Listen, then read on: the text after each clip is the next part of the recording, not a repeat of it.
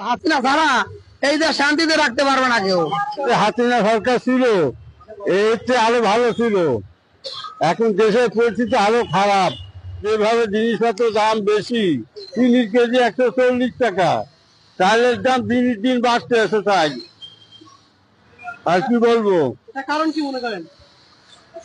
কারণ এই সরকারের দ্বারা কাজ হবে না, নতুন সরকার আসতে হবে। আগে যে ছিল তাই, হ্যাঁ, আগে যে হাসিনা ছিল সেই আসতে হবে।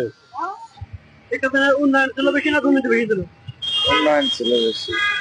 দুর্নীতি ছিল কি থেকে না? না,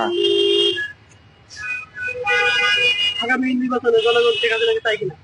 স্যার নির্বাচন করতে পারবে? যে তার কার্যকলাপ দেখলে কাজ করছে অনেক ভালো করে। এখন তো যেটা পরিস্থিতি যা দেখতেছি, এখন সাধারণ মানুষের আমাদের অনেক কষ্ট।